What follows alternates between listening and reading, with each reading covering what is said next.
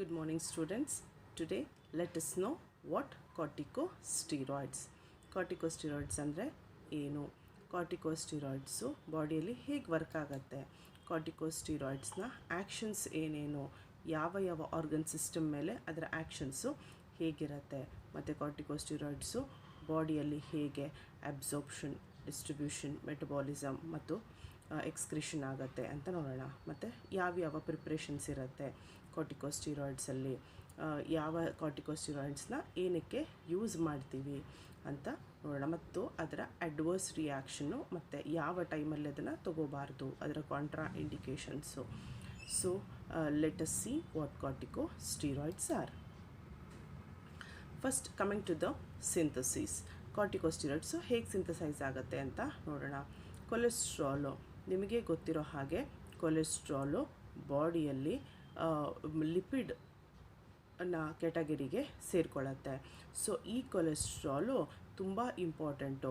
Cholesterol ಇಲ್ಲ ಅಂತಂದರೆ ಯಾವ ಹಾರ್ಮೋನ್ಸು ಕೂಡ ಸಿಂಥಸೈಸ್ ಆಗೋಕ್ಕೆ ಸಾಧ್ಯ ಇಲ್ಲ. ಸೊ ಹಾಗೆಯೇ ಈ ಕೊಲೆಸ್ಟ್ರಾಲು ಪ್ರಿಕರ್ಸರ್ ಮಾಲಿಕ್ಯೂಲ್ ಆಗುತ್ತೆ. ಪ್ರಿಕರ್ಸರ್ ಅಂದರೆ first molecule which usually acts as a starting material ಅಂತ. ಸೊ ಇದು ಪ್ರಿಕರ್ಸರು ಕೊಲೆಸ್ಟ್ರಾಲು. ಸೊ ಈ ಕೊಲೆಸ್ಟ್ರಾಲಿಂದ ನಮಗೆ ಬೇರೆ ಬೇರೆ ಸೆಕ್ಸ್ ಸ್ಟೀರಾಯ್ಡ್ಸು ಸಿಕ್ಕತ್ತೆ. ಮತ್ತು ನಾನು ನಿಮಗೆ 6 ಹಾರ್ಮೋನ್ಸ್ ಬಗ್ಗೆನೂ ಹೇಳಿದ್ದೆ, ಈಸ್ಟ್ರೋಜನ್ನು, ಪ್ರೊಜೆಸ್ಟ್ರಾನು, ಟೆಸ್ಟೋಸ್ಟಿರೋನು ಅಂತೆಲ್ಲ. ಸೊ ಈಗ ಆ ಹಾರ್ಮೋನ್ಸ್ ಎಲ್ಲ ಹೇಗೆ ಸಿಂಥಸೈಸ್ ಆಗುತ್ತೆ ಅಂತ ನೋಡೋಣ. ಸೊ ಕೊಲೆಸ್ಟ್ರಾಲಿಂದ ಪ್ರೆಗ್ನಿನೋಲೋನ್ ಅನ್ನೋ ಒಂದು ಮೆಟೀರಿಯಲ್ಲು, ಒಂದು ಸ್ಟೀರಾಯ್ಡು ಸಿಂಥಸೈಸ್ ಆಗುತ್ತೆ. That leads to 17 alpha hydroxy pregnenolone and that leads to dehydroepiandrosterone and then it just stops over there. Again it becomes a precursor molecule for the some other hormones. And again progesterone.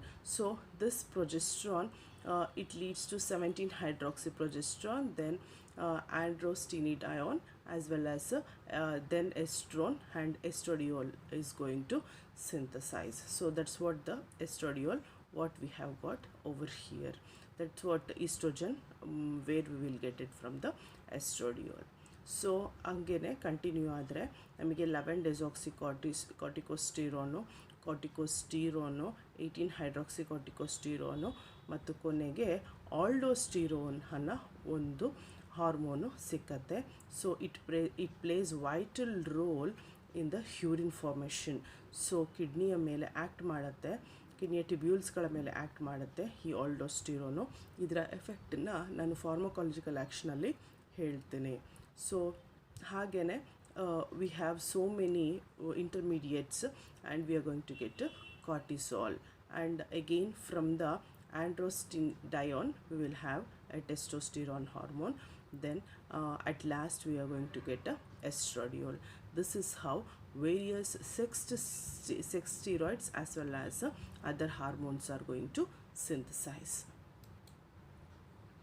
Then coming to the pharmacological action, ಇಲ್ಲಿ ನಮಗೆ 2 ಆ್ಯಕ್ಷನ್ಸ್ಗಳನ್ನು ನಾವು ನೋಡ್ತೀವಿ. ಒಂದು direct action. So ಅದನ್ನು intended ಅಥವಾ ನಮಗೆ ಅವಶ್ಯಕತೆ ಇರುತ್ತೆ, ನಾವು ಉದ್ದೇಶಪೂರ್ವಕವಾಗಿ ಆ ಆ್ಯಕ್ಷನ್ಸ್ ಬೇಕು ಅಂತಾನೇ ನಾವು ಕಾರ್ಟಿಕೋಸ್ಟಿರಾಯ್ಡ್ಸ್ನ ತಗೋತೀವಿ. ಇನ್ನೊಂದು ಪರ್ಮಿಸಿವ್ ಆ್ಯಕ್ಷನ್ ಅಂತ ಕರಿತೀವಿ. ಈ ಇಂಟೆನ್ಸಿವ್ ಆ್ಯಕ್ಷನ್ನು ಅಥವಾ ಇಂಟೆನ್ಷನಿಂದ ಉದ್ದೇಶಪೂರ್ವಕವಾಗಿ ತಗೊಳ್ಳೋ ಆ್ಯಕ್ಷನ್ ಜೊತೆಗೆ ನಮಗೆ ಕೆಲವು ಆ್ಯಕ್ಷನ್ಸ್ಗಳು ಅದಾಗದೇ ಆಗತ್ತೆ.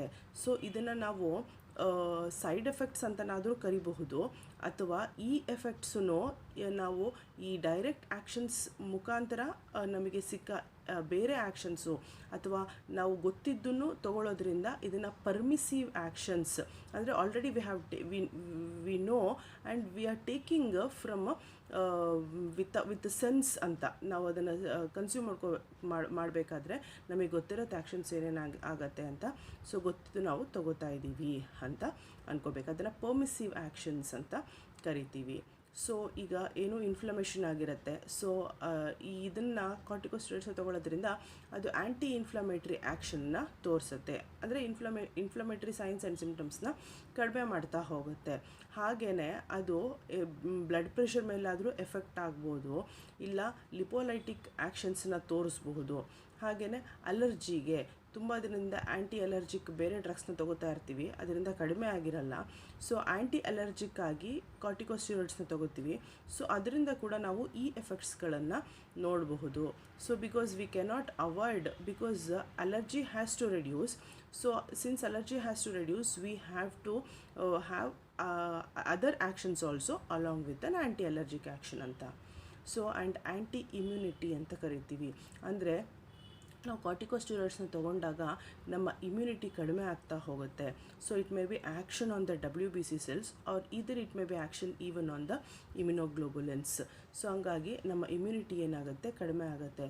ಸೊ ಇಮ್ಯುನಿಟಿ ಕಡಿಮೆ ಆಗೋಕ್ಕೋಸ್ಕರ ನಾವು ತೊಗೋತೀವ ಅಂದರೆ ಇಲ್ಲ, ಆದರೆ ಇಮ್ಯುನಿಟಿ ಕಡಿಮೆ ಆಗುತ್ತೆ ನಾವು ಬೇರೆ ಉದ್ದೇಶದಿಂದ ತೊಗೊಂಡ್ರೂ ಕೂಡ ಅಂತ. ಆದರೂ ಇಮ್ಯುನಿಟಿ ಕಡಿಮೆ ಆದರೂ ಕೂಡ ಏನಾಗುತ್ತೆ ಅಂತಂದರೆ ಲೈಕ್ ಬೇರೆ ಆ್ಯಕ್ಷನ್ಸ್ ನಮಗೆ ಆಗಬೇಕಾಗಿರತ್ತೆ. ಸೊ ಹಾಗಾಗಿ ಇಮ್ಯುನಿಟಿ ಕಡಿಮೆ ಆದರೂ ಪರವಾಗಿಲ್ಲ ಅಂತ ಹೇಳಿ ಇದನ್ನು ತೊಗೋತೀವಿ. ಮತ್ತು ಪರ್ಮಿಸಿವ್ ಆ್ಯಕ್ಷನ್ಸ್ ಏನೇನು ಅಂದರೆ, ಒಂದು ಲಿಪೋಲೈಟಿಕ್ ಎಫೆಕ್ಟ್ ಆಗುತ್ತೆ, ಲಿಪಿಡ್ಸ್ ಬ್ರೇಕ್ ಆಗುತ್ತೆ, ಅದು ರೀಡಿಸ್ಟ್ರಿಬ್ಯೂಟ್ ಆಗಿ ಬಾಡಿಯ ಬೇರೆ ಕಡೆ ಅದರ ಅಕ್ಯುಮುಲೇಷನ್ ಆಗ್ತಾ ಹೋಗುತ್ತೆ. ಮತ್ತು ಎಫೆಕ್ಟ್ ಆನ್ ಬ್ಲಡ್ ಪ್ರೆಷರ್ ಮೇಲೆ ಎಫೆಕ್ಟ್ ಆಗುತ್ತೆ. ಆವಾಗಲೇ ನಿಮಗೆ ನಾನು ಆಲ್ಡೋಸ್ಟಿರೋನ್ಸ್ದು ಹೇಳಿದೆ. ಸೊ ಆ ಆಲ್ಡೋಸ್ಟಿರೋನ್ ಸಿಂಥಸೈಸ್ ಆದಾಗ ಬ್ಲಡ್ ಪ್ರೆಷರ್ ಮೇಲೆ ಎಫೆಕ್ಟ್ ಆಗುತ್ತೆ. ಅದು ಬಿಟ್ಟು ಮಿನರಲೋಕಾರ್ಟಿಕಾಯ್ಡ್ಸಿಂದನೂ ಕೂಡ ಬ್ಲಡ್ ಪ್ರೆಷರ್ ಮೇಲೆ ಎಫೆಕ್ಟ್ ಆಗುತ್ತೆ. Effect on bronchial muscles, so bronchial smooth muscles ಅಷ್ಟೇ ಇಲ್ಲಿ ಕನ್ಸ್ಟ್ರಿಕ್ಟ್ ಆಗುತ್ತೆ. ಸೊ ಅದನ್ನು ಸಿಂಪಥೋಮಿಮೆಟಿಕ್ ಆ್ಯಕ್ಷನ್ ಅಂತ ನಾವು ಕರಿತೀವಿ. ಮತ್ತು ಕಾರ್ಟಿಕೋಸ್ಟೆರಾಯ್ಡ್ಸು ಸಿಂಪಥೋಮಿಮೆಟಿಕ್ ಅಮೈನ್ಸ್ ಆಗಿರೋದ್ರಿಂದ ಕೆಲವು ಸತಿ ಈ ಆ್ಯಕ್ಷನ್ಸು ಅದಾಗದೆ ಆಗ್ತಾ ಹೋಗುತ್ತೆ. Coming to other pharmacological actions, we have some negative feedback mechanism, because whenever there is a lack of some corticosteroids, cortisols, then there is negative feedback mechanism for its synthesis. ಅದು synthesise ಆಗಲಿ ಅಂಥೇಳಿ ಬಾಡಿನೇ stimulate ಮಾಡಿ ಒಂದು negative ಫೀಡ್ಬ್ಯಾಕನ್ನು ಕೊಡ್ತಾ ಹೋಗುತ್ತೆ. And steroids and drugs design to mimic them are directly gene active. ನಾವೇನು ಸ್ಟೀರಾಯ್ಡ್ಸ್ನ ತೊಗೋತೀವಿ, ಕಾರ್ಟಿಕೋಸ್ಟೆರಾಯ್ಡ್ಸ್ನ ಅಥವಾ ಕಾರ್ಟಿಕೋಸ್ಟೆರಾಯ್ಡ್ಸ್ ಸಂಬಂಧಪಟ್ಟ ಡ್ರಗ್ಸ್ನ ತೊಗೋತೀವಿ, ಅವುಗಳನ್ನು ಹೇಗೆ ಡಿಸೈನ್ ಮಾಡಿರ್ತಾರೆ ಅಂದರೆ ಅವುಗಳು ಡೈರೆಕ್ಟಾಗಿ ಜೀನ್ ಮೇಲೇ ಆ್ಯಕ್ಟ್ ಮಾಡುತ್ತೆ. ಸೊ ಅವನ್ನ ಜೀನ್ ಆ್ಯಕ್ಟಿವ್ ಅಂತ ಕರಿತೀವಿ. ಜೀನನ್ನು ಆ್ಯಕ್ಟಿವೇಟ್ ಮಾಡುತ್ತೆ. ಅದು ಡೈರೆಕ್ಟಾಗಿ ಆ್ಯಕ್ಷನ್ಸ್ನ ತೋರಿಸುತ್ತೆ ನಮ್ಮ ಜೀನ್ಸ್ಗಳ ಮೇಲೆ. ಸೊ ಹಾಗಾಗಿ ಅದು ನೆಕ್ಸ್ಟ್ ಜನ್ರೇಷನಿಗೆ ಕೂಡ ನಾವು ತೊಗೊಳ್ಳೋ ಕಾರ್ಟಿಕೋಸ್ಟೆರಾಯ್ಡ್ಸು ಟ್ರಾನ್ಸ್ಫರ್ ಆಗೋ ಟ್ರಾನ್ಸ್ಫರ್ ಆಗೋ ಚಾನ್ಸಸ್ಸು ಇದ್ದೇ ಇರುತ್ತೆ. ಸೊ ಗ್ಲೂಕೋಕಾರ್ಟಿಕಾಯ್ಡ್ಸ್ ಎಕ್ಸಾಂಪಲ್ ಅದು prednisolone use to suppress inflammation, allergy and immune responses. So ಇಲ್ಲಿ ಗ್ಲೂಕೋಕಾರ್ಟಿಕಾಯ್ಡ್ಸ್ ಅಂತ ನಾನು ನಿಮ್ಗೆ ಹೇಳಿದೆ. ಕಾರ್ಟಿಕೋಸ್ಟೆರಾಯ್ಡ್ಸಲ್ಲಿ ಗ್ಲೂಕೋಕಾರ್ಟಿಕಾಯ್ಡ್ಸ್ ಅಂತ, ಅದನ್ನು ಎಕ್ಸಾಂಪಲ್ ಅಂದರೆ ಪ್ರೆಡ್ನಿಸೋಲೋನನ್ನು ನಾವು ಆ್ಯಂಟಿ ಇನ್ಫ್ಲಮೇಟರಿಯಾಗಿ ಯೂಸ್ ಮಾಡ್ತೀವಿ. ಬೇರೆ ಆ್ಯಂಟಿ ಇನ್ಫ್ಲಮೇಟರಿ ಡ್ರಗ್ಸ್ ಕೂಡ ಇದ್ದಾವೆ, ಬಟ್ ಅವುಗಳು ಸರಿಯಾಗಿಲ್ಲ ಅಂತಂದರೆ ನಾವು ಗ್ಲೂಕೋಕಾರ್ಟಿಕಾಯ್ಡ್ಸ್ನ ಮೊರೆ ಹೋಗ್ತೀವಿ. ಸೊ ಗ್ಲೂಕೋಕಾರ್ಟಿಕಾಯ್ಡ್ಸ್ ಏನಾಗುತ್ತೆ, ಇನ್ಫ್ಲಮೇಷನ್ನ ಸಪ್ರೆಸ್ ಮಾಡುತ್ತೆ. ಮತ್ತು ಅಲರ್ಜಿಕ್ ರಿಯಾಕ್ಷನ್ಸ್ ಏನಾದರೂ ಆಗ್ತಾ ಇದ್ದರೆ ಅದನ್ನು ಕೂಡ ಕಡಿಮೆ ಮಾಡುತ್ತೆ. ಮತ್ತು ಇಮ್ಯೂನ್ ರೆಸ್ಪಾನ್ಸ್ನು ಕೂಡ ಕಡಿಮೆ ಮಾಡುತ್ತೆ. ಅಂದರೆ ನಾನು ಅವಾಗಲೇ ನಿಮಗೆ ಹೇಳಿದ್ದೆ, ಇಲ್ಲಿ ನಾವು ಆ್ಯಂಟಿ ಇನ್ಫ್ಲಮೇಟ್ರಿಯಾಗಿ ಅಥವಾ ಆ್ಯಂಟಿ ಅಲರ್ಜಿಕ್ಕಾಗಿ ಏನು ಆ ಡ್ರಗ್ಸ್ನ ತೊಗೋತೀವಿ ಅವು ಇಮ್ಯೂನ್ ರೆಸ್ಪಾನ್ಸ್ ಇಮ್ಯುನಿಟಿನ ಕಡಿಮೆ ಮಾಡಬಾರ್ದು ಅಂತ ಏನೂ ಇರಲ್ಲ. ಸೊ ಹಾಗಾಗಿ ಇಲ್ಲಿ ಇಮ್ಯುನಿಟಿ ಏನಾಗ್ತಾ ಹೋಗುತ್ತೆ, ಕಡಿಮೆ ಆಗ್ತಾ ಹೋಗುತ್ತೆ. ಆ್ಯಂಟಿ inflammatory therapy is used in many illness. So ನಾವು ಈ ಆ್ಯಂಟಿ ಇನ್ಫ್ಲಮೇಟ್ರಿ ಥೆರಪಿಗೋಸ್ಕರನೇ ಕಾರ್ಟಿಕೋಸ್ಟೆರಾಯ್ಡ್ಸ್ನ ಬೇರೆ ಬೇರೆ ಇದಕ್ಕೆ ಸಿಮ್ಟಮ್ಸ್ಗೆ ಅಥವಾ ಬೇರೆ ಬೇರೆ ಡಿಸೀಸಸ್ಗೆ ಯೂಸ್ ಮಾಡ್ತಾ ಹೋಗ್ತೀವಿ. ಅದರಲ್ಲಿ ಎಕ್ಸಾಂಪಲ್ ಏನು ಅಂದರೆ ರುಮ್ಯಾಟೆಡ್ ಅರ್ಥ್ರೈಟಿಸ್ಸು. ಸೊ ಈ ರುಮ್ಯಾಟೆಡ್ ಅರ್ಥ್ರೈಟಿಸ್ನ ಪೇಯ್ನ್ ಕಡಿಮೆ ಮಾಡೋಕ್ಕಾಗಲಿ ಅಥವಾ ಆ ಇನ್ಫ್ಲಮೇಟ್ರಿ ಸಿಮ್ಟಮ್ಸ್ನ ಕಡಿಮೆ ಮಾಡೋಕ್ಕಾಗಲಿ ನಾವು ಗ್ಲೂಕೋಕಾರ್ಟಿಕಾಯ್ಡ್ಸ್ನ ಯೂಸ್ ಮಾಡ್ತೀವಿ. ಹಾಗೆಯೇ ಐ ಮತ್ತು ಸ್ಕಿನ್ ಇನ್ಫ್ಲಮೇಷನ್ಸ್ ಏನಾದರೂ ಆಗಿದ್ರೂ ನಾವು ಡ್ರಾಪ್ಸು ಅಥವಾ ಕ್ರೀಮ್ಸ್ನ ಮುಖಾಂತರ ಆ್ಯಂಟಿ ಇನ್ಫ್ಲಮೇಟ್ರಿ ಆ್ಯಕ್ಷನ್ಸ್ ತೋರ್ಸೋಕ್ಕೋಸ್ಕರ ಯೂಸ್ ಮಾಡ್ತಾ ಹೋಗ್ತೀವಿ. It's useful in tissue transplantation and lymphopoiesis. So ಅದನ್ನು ಬಿಟ್ಟು ನಾವು ಟಿಶ್ಯೂ ಟ್ರಾನ್ಸ್ಪ್ಲಾಂಟ್ ಆದಾಗ ಅಲರ್ಜಿಕ್ ರಿಯಾಕ್ಷನ್ಸ್ ಆಗುತ್ತೆ. ಅಂದರೆ ಬಾಡಿ ಆ ಟಿಶ್ಯೂನ ನಂದಲ್ಲ ಅಂತ ರಿಜೆಕ್ಟ್ ಮಾಡುತ್ತೆ.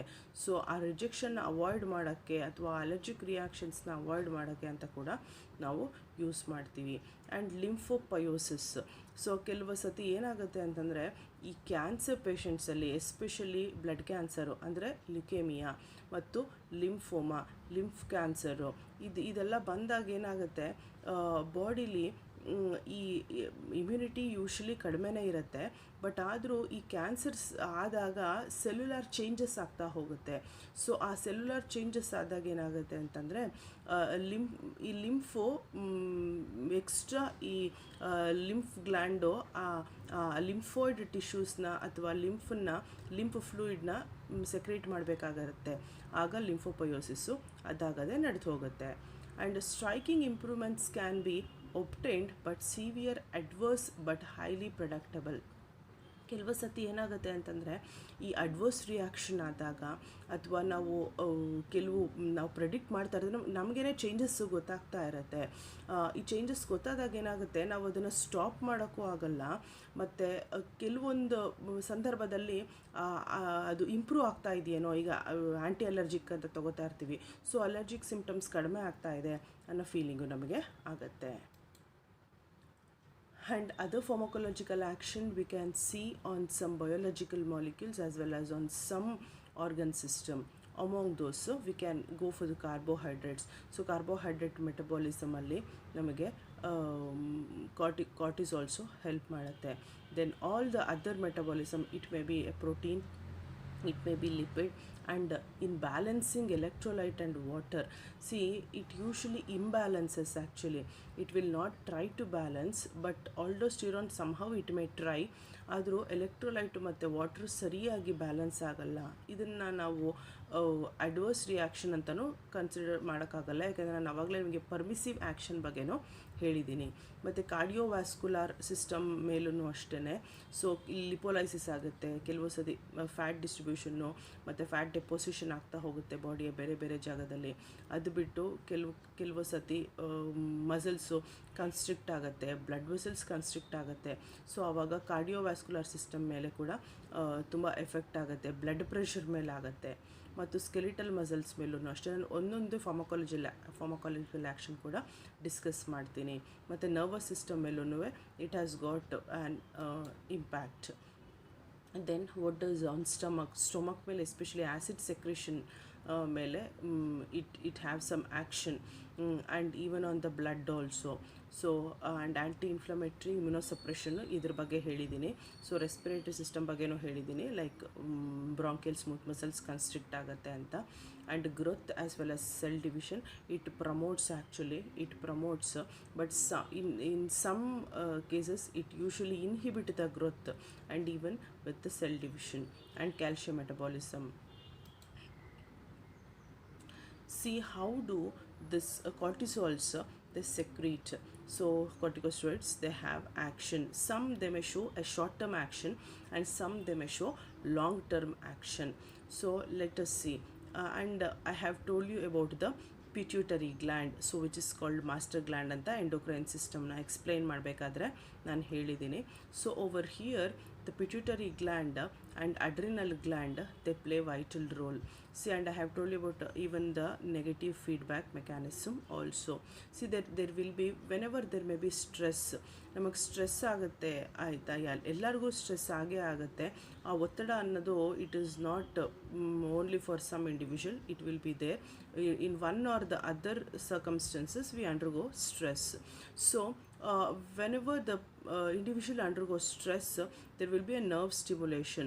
Nerve stimulate ಆಗುತ್ತೆ, nerve stimulate ಆಗಿ it just stimulate even the spinal cord.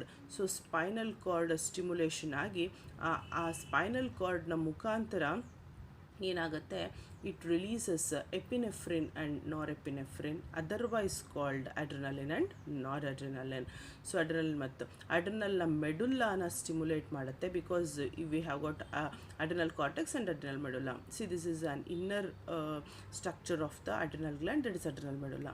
Adrenal medulla stimulate ಆದಾಗ ಅದು ಎರಡು ಹಾರ್ಮೋನ್ಸು ಅಥವಾ ಎರಡು ನ್ಯೂರೋ ಟ್ರಾನ್ಸ್ಮಿಟರ್ನ ರಿಲೀಸ್ ಮಾಡುತ್ತೆ. ಒಂದನ್ನು ಎಪಿನೆಫ್ರಿನ್ ಅಂತಲೂ ಮತ್ತೊಂದನ್ನು ನಾರ್ ಎಪಿನೆಫ್ರಿನ್ ಅಂತಲೂ ಕರಿತೀವಿ. ಸೊ ಅದರ ಆ್ಯಕ್ಷನ್ಸು ಏನಾಗ್ತಾ ಹೋಗುತ್ತೆ ಅಂತ, ಸೊ ಇದನ್ನು ಶಾರ್ಟ್ ಟರ್ಮ್ ಅಂತ ಕರಿತೀವಿ. ಇದು ಸ್ಟ್ರೆಸ್ಗೆ ರೆಸ್ಪಾನ್ಸ್ ಆಗಿ ಈ ಮೀಡಿಯೇಟರ್ಸು ಅಥವಾ ನ್ಯೂರೋ ಟ್ರಾನ್ಸ್ಮಿಟರ್ಸು ರಿಲೀಸ್ ಆಗ್ತಾ ಹೋಗುತ್ತೆ.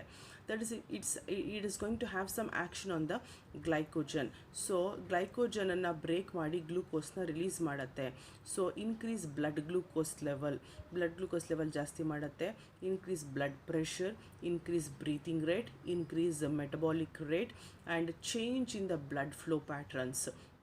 So these are some of the response whenever the individual undergoes stress ಆದಾಗ ನಮಗೆ ಇದೆಲ್ಲವೂ ನಡೆಯುತ್ತೆ, ಇದಿಷ್ಟು ಆ್ಯಕ್ಷನ್ಸೂ ನಡೆಯುತ್ತೆ due to release of epinephrine and ನಾರೆಪಿನೆಫ್ರಿನ್.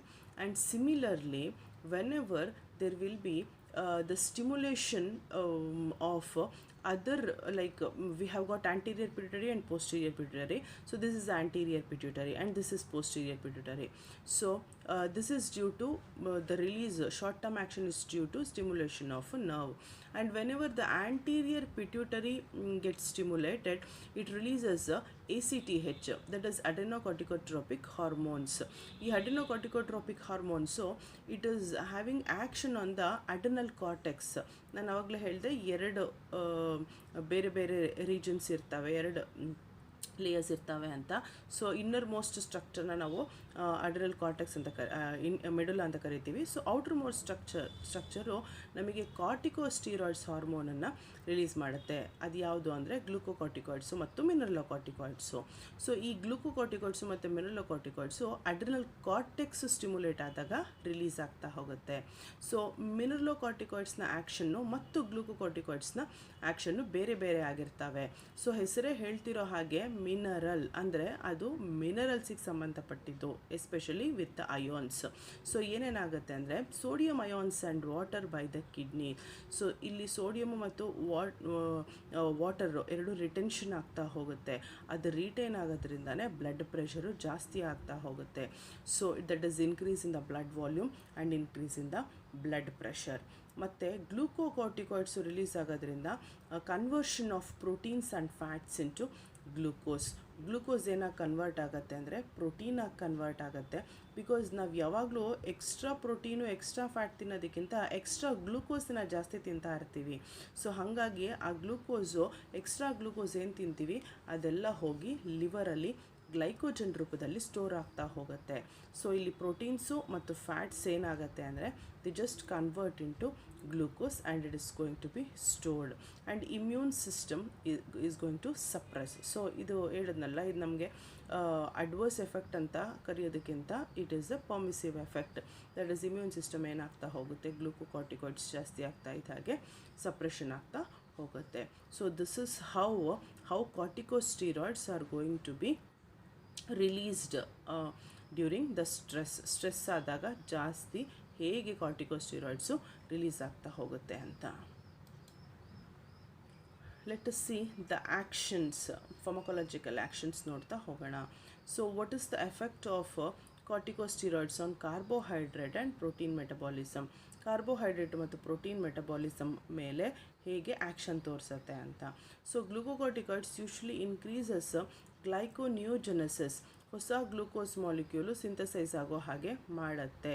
ಯಾವುದರಿಂದ ಅಂದರೆ ನಾನ್ ಗ್ಲೂಕೋಸ್ ಮಾಲಿಕ್ಯೂಲ್ ಇಂದ. ನಾನು ಆವಾಗಲೇ ನಿಮ್ಗೆ ಹೇಳಿದೆ ಪ್ರೋಟೀನು ಮತ್ತು ಫ್ಯಾಟ್ಸು. ಸೊ ಆ protein fats it is going to convert as glucose. So it has got a peripheral action, that is it mobilizes, and the glucose and glycogen it usually stores in the liver ಮತ್ತು skeletal muscle ಅಲ್ಲಿ ಅದು store ಆಗ್ತಾ ಹೋಗುತ್ತೆ glucose. And increase hepatic action. Hepato ಅಂದರೆ liver ಅಂತ. So ಲಿವರ್ನ actions ಜಾಸ್ತಿ ಆಗ್ತಾ ಹೋಗುತ್ತೆ, ಯಾಕೆಂದರೆ ಗ್ಲೈಕೋಜನ್ ಸ್ಟೋರ್ ಆಗುತ್ತೆ.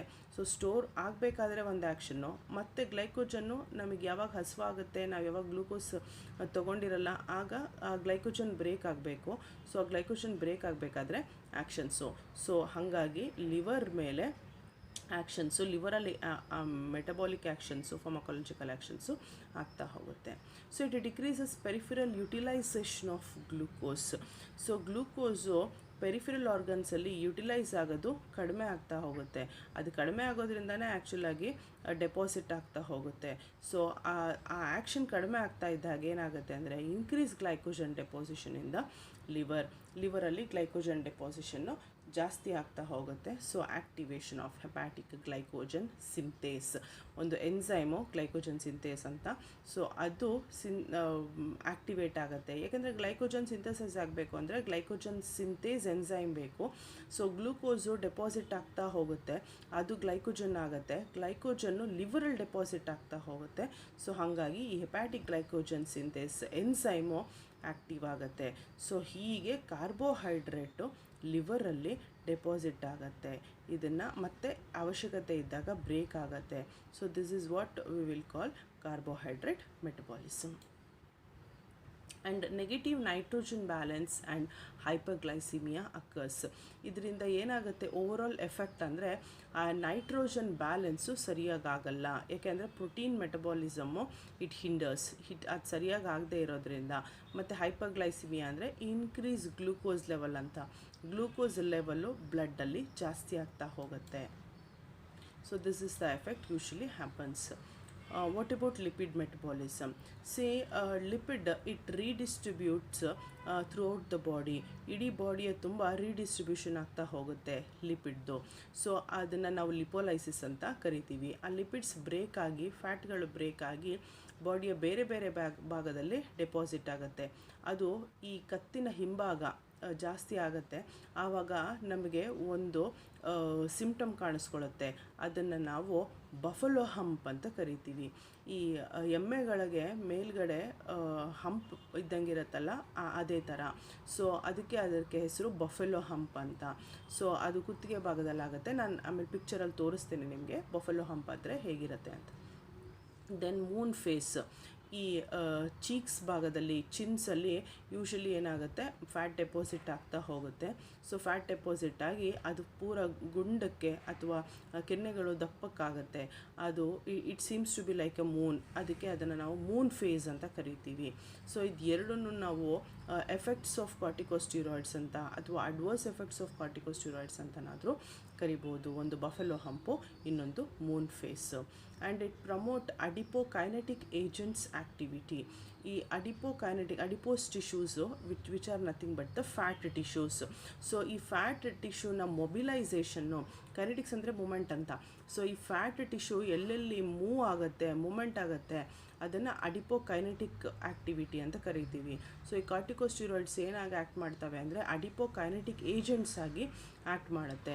ಸೊ ಹಾಗೆ ಆ್ಯಕ್ಟ್ ಮಾಡಿ ಈ ಫ್ಯಾಟ್ ಇದನ್ನು ಟಿಶ್ಯೂಸ್ನ ಎಲ್ಲೆಲ್ಲಿ ಫ್ಯಾಟ್ಸ್ನ ಡೆಪಾಸಿಟ್ ಮಾಡ್ತಾ ಹೋಗುತ್ತೆ ಅಂದರೆ ಕೆಲವು ಸತಿ ಫ್ಯಾಟ್ಸ್ನ ಗ್ಲೂಕೋಗನ್ನಾಗಿ ಕನ್ವರ್ಟ್ ಮಾಡುತ್ತೆ, ಮತ್ತು ಗ್ರೋತ್ ಹಾರ್ಮೋನ್ಸ್ ಆಗಿ ಕನ್ವರ್ಟ್ ಮಾಡುತ್ತೆ, ಅಡ್ರಿನಲಿನ್ ಹಾಗೂ ಥೈರಾಕ್ಸಿನ್ ಆಗಿ ಕನ್ವರ್ಟ್ ಮಾಡಿ ಎಲ್ಲ ಕಡೆನೂ ಅದನ್ನು ರೀಡಿಸ್ಟ್ರಿಬ್ಯೂಟ್ ಮಾಡುತ್ತೆ.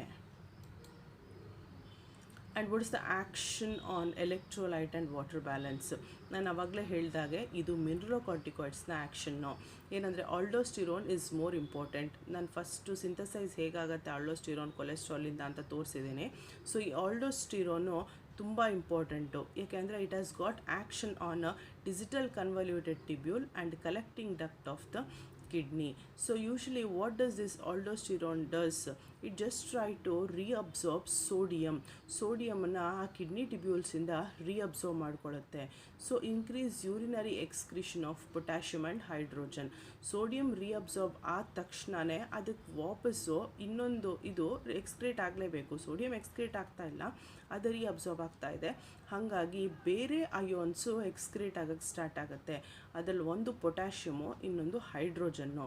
ಸೊ ಇದು ಎರಡು ಎಕ್ಸ್ಕ್ರೇಟ್ ಆಗೋದ್ರಿಂದ ಏನಾಗುತ್ತೆ ಬಾಡಿಯಲ್ಲಿ ಎಲೆಕ್ಟ್ರೋಲೈಟ್ ಇಂಬ್ಯಾಲೆನ್ಸ್ ಆಗುತ್ತೆ, ಬ್ಯಾಲೆನ್ಸು ಸರಿಯಾಗಿ ಆಗೋದಿಲ್ಲ. ಮತ್ತು ಸೋಡಿಯಂ ರೀಅಬ್ಸಾರ್ಬ್ ಆಗ್ತಾ ಇದ್ದಂಗೆ ಬ್ಲಡ್ ಪ್ರೆಷರು ಜಾಸ್ತಿ ಆಗ್ತಾ ಹೋಗುತ್ತೆ. So sodium loss may not be possible. So this is one of the action. Then shrinkage of some factors, so especially which usually responsible to increase the electrons in the electrolytes in the body, and cellular hydration. So ಈ sodium reabsorb ಆಗೋದ್ರಿಂದ ಸೆಲ್ಸಲ್ಲಿ ನೀರು ಕೂಡ water accumulation ಜಾಸ್ತಿ ಆಗ್ತಾ ಹೋಗುತ್ತೆ. So cellular hydration ಆಗುತ್ತೆ. And hypodynamic state of cardiovascular system. So cardiovascular ಸಿಸ್ಟಮಲ್ಲೂ ಹಾಗೆಯೇ ವಾಟರ್ ಅಕ್ಯುಮುಲೇಷನ್ ಆಗಿ, so there may be an increase action, that is contraction as well as relaxation, and circulatory collapse may happen due to that accumulation, and there may be renal failure and patient may have a death. So electrolytes imbalance ಆಗೋದ್ರಿಂದ ಇಷ್ಟೆಲ್ಲ ಆ್ಯಕ್ಷನ್ಸನ್ನು ಅಥವಾ ಎಫೆಕ್ಟ್ಸನ್ನು ನಾವು ನೋಡ್ತಾ ಹೋಗ್ತೀವಿ. That is action on the kidney, action on the cardiovascular system as well as action on the muscles. And on the cardiovascular system, there is restrict capillary permeability. So capillaries ಅಲ್ಲಿ permeability ಸರಿಯಾಗಿ ಆಗೋದಿಲ್ಲ. ಅಂದರೆ there is an exchange of ions ಸರಿಯಾಗಲ್ಲ. So ions exchange ಸರಿಯಾಗಿಲ್ಲ ಅಂದರೆ contraction relaxation ಸರಿಯಾಗಲ್ಲ. And it maintain the tone of arterioles.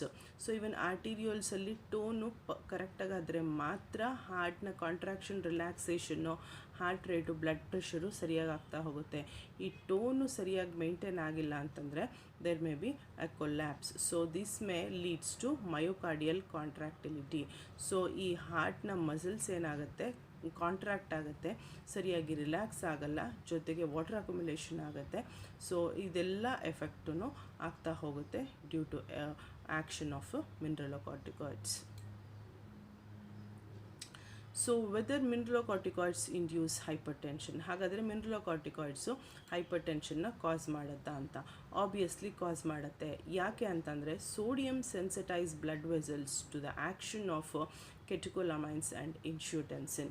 So ಈ sodium reabsorb ಆಗೋದ್ರಿಂದ ಈ ಬ್ಲಡ್ ವೆಸಲ್ಸ್ನ ಸೆನ್ಸಿಟೈಸ್ ಮಾಡಿಬಿಟ್ಟು catecholamines are nothing but so adrenaline and noradrenaline, that is epinephrine and non epinephrine, ಇದ್ರ ಮೇಲೆ ಆ್ಯಕ್ಷನ್ಸ್ ತೋರಿಸುತ್ತೆ. ಆವಾಗ ಕಾಂಟ್ರಾಕ್ಷನ್ ಆಗುತ್ತೆ, ರಿಲ್ಯಾಕ್ಸೇಷನ್ ಸರಿಯಾಗಲ್ಲ, ಏಂಜಿಯೋಟೆನ್ಸಿನ್ ರಿಲೀಸ್ ಆಗ್ತಾ ಹೋಗುತ್ತೆ.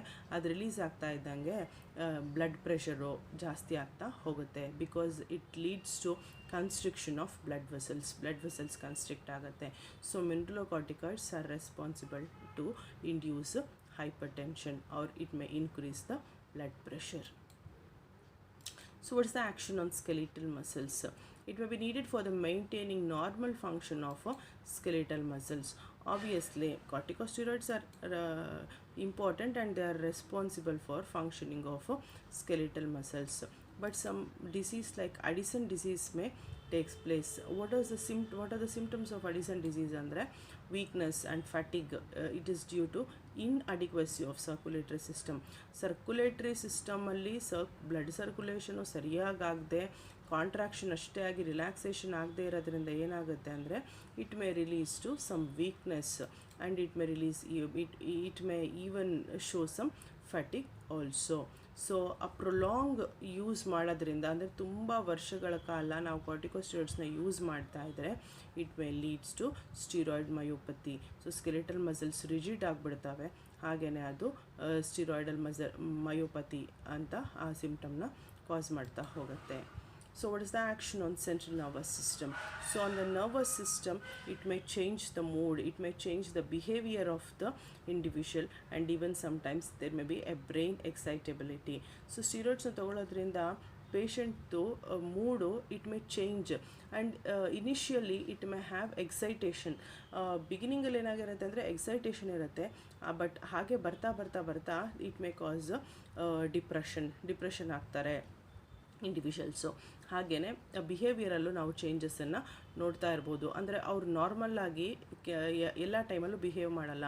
Sometimes they may be excited, sometimes they may be cool, or sometimes they may be aggressive. So it may happen. So and indirect effect where we can see increase the maintain like glucose circulation and electrolyte balance. So indirect ಆಗಿ nervous system ಮೇಲೆ ಕೆಲವು ಸತಿ glucose maintenance ಮತ್ತು circulation, blood ಸರ್ಕ್ಯುಲೇಷನ್ನು ಮತ್ತು electrolyte balance improper ಆಗ್ಬೋದು ಅಥವಾ increase ಆಗಬಹುದು. What is the action on stomach?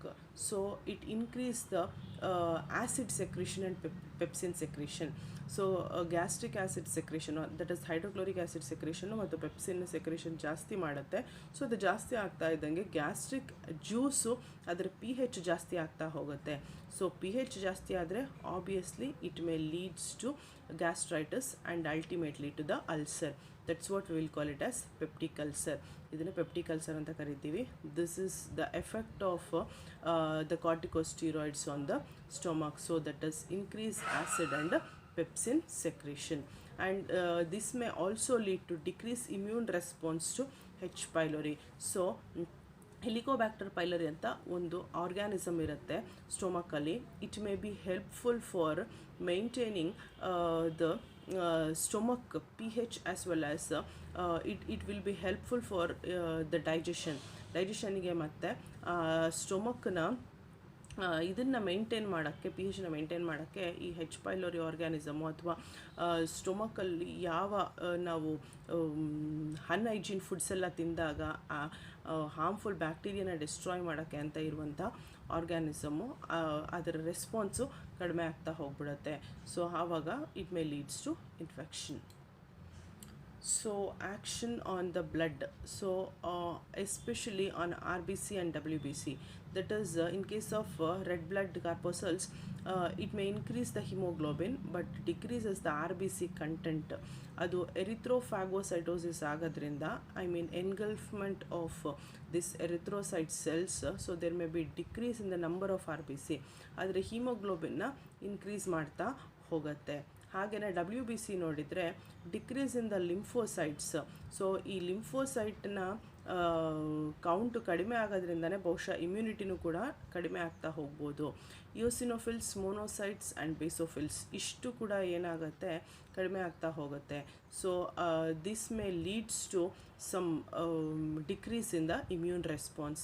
Immunity ಕಡಿಮೆ ಆಗೋದಕ್ಕೆ ಬಾಡಿಯಲ್ಲಿ ಈ WBCನ ರೇಟ್ ಕಡಿಮೆ, ಐ ಮೀನ್ ಕೌಂಟ್ಸ್ ಕಡಿಮೆ ಆಗೋದು ಕಾರಣ ಆಗುತ್ತೆ. And increase polymorphonucleosides. So polymorphonucleosides ಅಂತ, this is also a symptom. So ಇದು ಜಾಸ್ತಿ ಆಗೋದ್ರಿಂದ ಏನಾಗುತ್ತೆ ಅಂದರೆ ನಮ್ಮ ಇಮ್ಯುನಿಟಿ ಕಡಿಮೆ ಆಗ್ತಾ ಹೋಗುತ್ತೆ.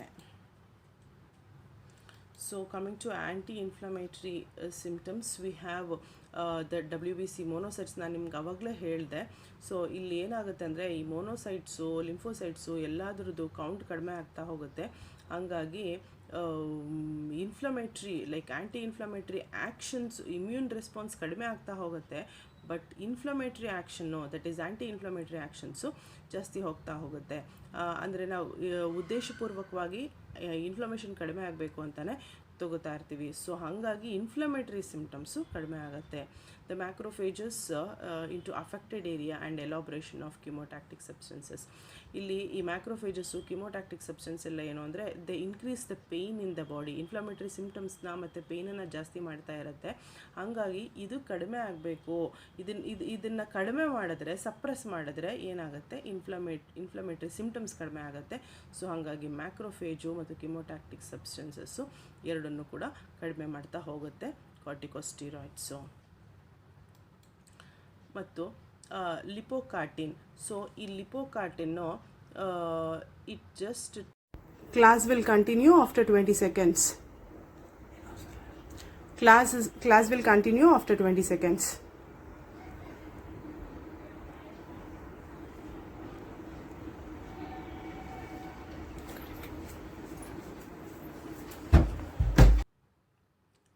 And the action on cells, that is on growth and cell division. So it inhibits the cell ಡಿವಿಷನ್ನ ಏನು ಮಾಡುತ್ತೆ ಅಂದರೆ ಇನ್ಹಿಬಿಟ್ ಮಾಡ್ತಾ ಇರುತ್ತೆ. ಮತ್ತು ಇಟ್ ಸಿಂಥಸೈಸಸ್ ಡಿ ಎನ್ ಎನ ಸಿಂಥಸೈಸ್ ಮಾಡುತ್ತೆ. So whenever it synthesizes D N A and it inhibit the growth of cell division, there may be an improper development. So it delay the process of healing. So ಗಾಯಗಳೇನಾದರೂ ಆದರೆ ಅವುಗಳು ಬೇಗ ವಾಸಿಯಾಗಲ್ಲ. ಯಾಕಂದರೆ ಈ growth ಹೊಸ cells ಬೆಳೆಯಲ್ಲ. So cell division ಆಗಲ್ಲ. ಸೊ ಸೆಲ್ ಡಿವಿಷನ್ ಆಗದೆ ಹೊಸ ಸೆಲ್ಸ್ ಬೆಳೆದಿಲ್ಲ ಅಂತಂದರೆ ಆಬ್ವಿಯಸ್ಲಿ ಏನಾಗಲ್ಲ, ಈಗ wounds ಎಲ್ಲ ಆಗಿದರೆ ಅದು ಬೇಗ ಹೀಲ್ ಆಗಲ್ಲ. ಸೊ ಮತ್ತು ಈ ಮಕ್ಕಳಲ್ಲಿ ನಾವೇನಾದ್ರು ಸ್ಟೀರಾಯ್ಡ್ಸ್ನ ಕೊಟ್ಟರೆ it retard the growth of children. ಮಕ್ಕಳಲ್ಲಿ ಬೆಳಿಬೇಕಾಗಿರೋ ಮಸಲ್ಸು, ಅವುಗಳಲ್ಲಿ ಆಗಬೇಕಾಗಿರೋ ಸೆಲ್ ಡಿವಿಷನ್ನು, ಗ್ರೋತ್ ಡೆವಲಪ್ಮೆಂಟು ಯಾವುದು ಕೂಡ ಆಗಲ್ಲ. And calcium metabolism, especially it decreases intestinal absorption of the calcium and increase the renal excretion.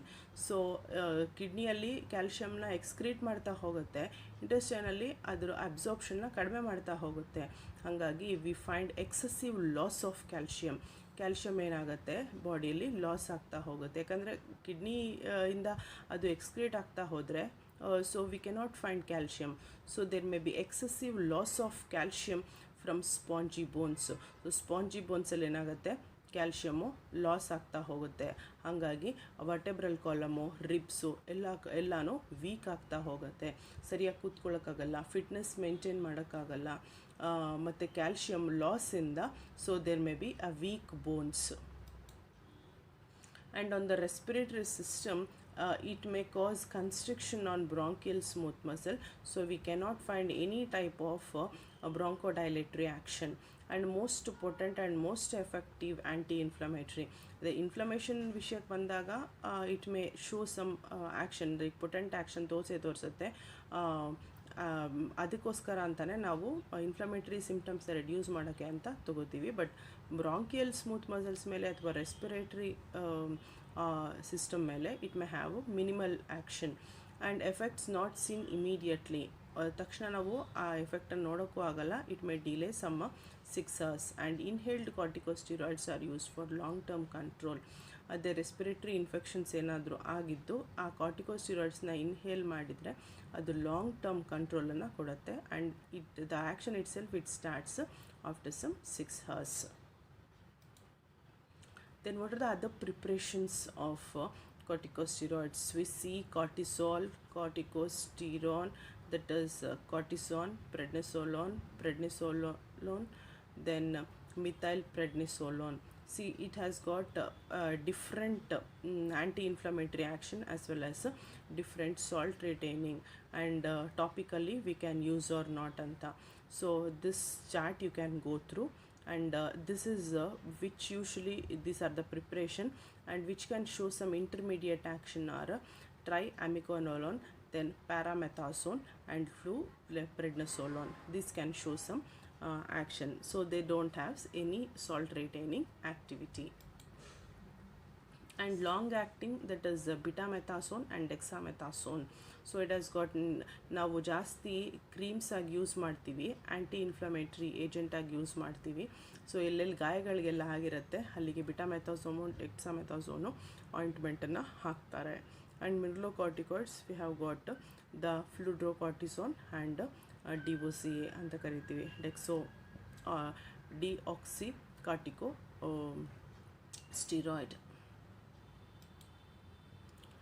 And only one drug they have mentioned in the ಸಿಲೆಬಸ್ಸಲ್ಲಿ ಒಂದೇ ಒಂದು drug ಹೇಳಿದ್ದಾರೆ. ಆ drug ಯಾವುದು ಅಂತಂದರೆ it is ಹೈಡ್ರೋಕಾರ್ಟಿಸೋನು.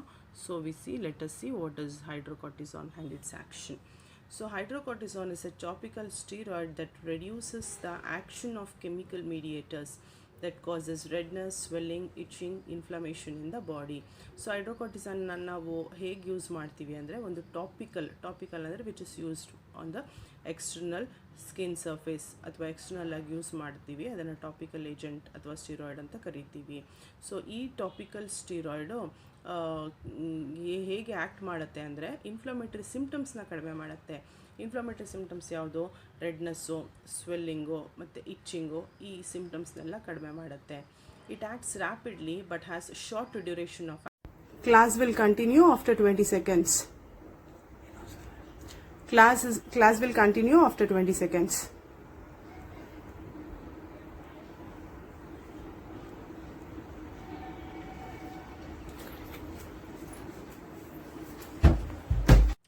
Hydrocortisone, which is used as a topical steroid that reduces the actions of chemical mediators. ಬಾಡಿಯಲ್ಲಿ ಕೆಲವು chemical ಮೀಡಿಯೇಟರ್ಸು release ಆಗ್ತಾ ಹೋಗುತ್ತೆ. ಈ ಕೆಮಿಕಲ್ ಮೀಡಿಯೇಟರ್ಸೇ ಇನ್ಫ್ಲಮೇಷನ್ ಆಗೋಕ್ಕೆ ಕಾರಣ. ಸೊ ಈ chemical mediators it causes redness, swelling, itching, ಈ ಮೂರನ್ನು ಕಾಸ್ ಮಾಡ್ತಾ ಇರುತ್ತೆ.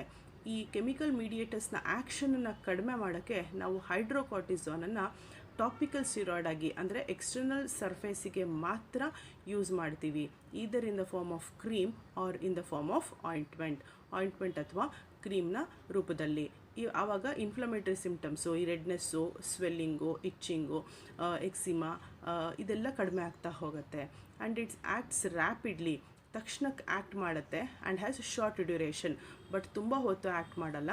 ಅದರದ್ದು ಡ್ಯೂರೇಷನ್ ಆಫ್ ಆ್ಯಕ್ಷನ್ನು ಕಡಿಮೆ ಇರುತ್ತೆ. ಅಂದರೆ 12 hours ಅಷ್ಟೇ ಆ್ಯಕ್ಟ್ ಮಾಡೋಕ್ಕಾಗತ್ತೆ ಅದು ಬಾಡಿಯಲ್ಲಿ, ಬಟ್ ಆ್ಯಕ್ಷನನ್ನು ಇಮಿಡಿಯೇಟಾಗಿ ಸ್ಟಾರ್ಟ್ ಮಾಡುತ್ತೆ. And it's a primary natural glucocorticoid, also has significant mineralocorticoid activity. ಇದು ಗ್ಲೂಕೋಕಾರ್ಟಿಕಾಯ್ಡ್ ಆ್ಯಕ್ಷನ್ನ ಜೊತೆಗೆ ಮಿನರಲೋಕಾರ್ಟಿಕಾಯ್ಡ್ ಆ್ಯಕ್ಷನ್ನ ಕೂಡ ತೋರಿಸುತ್ತೆ. And it is also suppress immune system, ಮತ್ತು ಇಮ್ಯೂನ್ ಸಿಸ್ಟಮ್ನ ಏನು ಮಾಡುತ್ತೆ, ಸಪ್ರೆಸ್ ಮಾಡ್ತಾ ಹೋಗುತ್ತೆ. ಹಾಗಾಗಿ ಇದನ್ನು ಮಿನಿಮಲ್ ಕ್ವಾಂಟಿಟಿಯಲ್ಲಿ ಮಾತ್ರ ಅವಶ್ಯಕತೆ ಇದ್ದಾಗ ಯೂಸ್ ಮಾಡ್ತಾ ಹೋಗಬೇಕು. And it is used in the treatment of shock, status asthmaticus, acute adrenal insufficiency as I V infusion ಆಗಿ ಯೂಸ್ ಮಾಡ್ಬೋದು, ಎಸ್ಪೆಷಲಿ ಫಾರ್ ರೀಪ್ಲೇಸ್ಮೆಂಟ್ ಥೆರಪಿ. ಮತ್ತು ಶಾಕ್ ಆದಾಗ ಪೇಷಂಟ್ ಸಡನ್ನಾಗಿ ಅಸ್ತಮಾ ಆಗಿ ಬ್ರಾಂಕಿಯಲ್ ಸ್ಮೂತ್ ಮಸಲ್ ಕನ್ಸ್ಟ್ರಿಕ್ಟ್ ಆದಾಗ, adrenal ಇನ್ಸಫಿಷಿಯನ್ಸಿಯಲ್ಲಿ 3 ಟೈಮಲ್ಲೂ it can be used. And it acts as a suspension in ulcerative colitis. So ulcers ಆದಾಗ ನಾನು ಆವಾಗಲೇ ನಿಮ್ಗೆ ಹೇಳಿದ್ದೆ, so sometimes due to imbalance in the mineralocorticoids, so there may be it may stimulate the increase in acid as well as pepsin secretion ಅಂತ. ಅದಕ್ಕೆ ನಾವು ulcerative ಕೊಲೈಟ್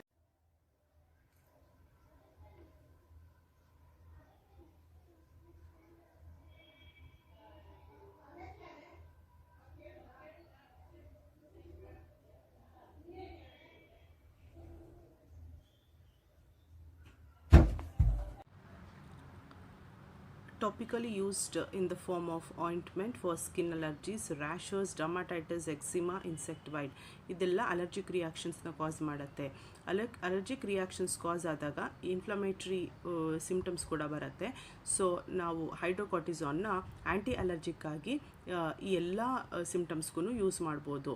so ಆವಾಗ it reduces all the allergic symptoms. And what are the side effects ಅಂದರೆ it causes nausea, heartburn, headache, dizziness, increase in sweating, weakness, weakens the immune system. So ಇದೆಲ್ಲದರ ಜೊತೆಗೆ immune system ಕೂಡ weak ಆಗುತ್ತೆ. ಅದ್ರ ಜೊತೆಗೆ ನಾವು ಸ್ಟೀರಾಯ್ಡ್ಸ್ನ use ಮಾಡಿದಾಗ, ಹೈಡ್ರೋಕಾರ್ಟಿಸಾನ್ನ use ಮಾಡಿದಾಗ ಹೆಡ್ಡೇಕ್ ಫೀಲ್ ಆಗ್ಬೋದು, ಹಾರ್ಟ್ ಬರ್ನ್ ಫೀಲ್ ಆಗ್ಬೋದು, ಡಿಸಿನೆಸ್ ಫೀಲ್ ಆಗ್ಬೋದು. ಸೊ ಮತ್ತು ಬಾಡಿಯಲ್ಲಿ ಸ್ವೆಟ್ಟು ಕೂಡ ಜಾಸ್ತಿ ಆಗ್ತಾ ಹೋಗುತ್ತೆ. So this completes the corticosteroids. So you have to concentrate on hydrocortisone.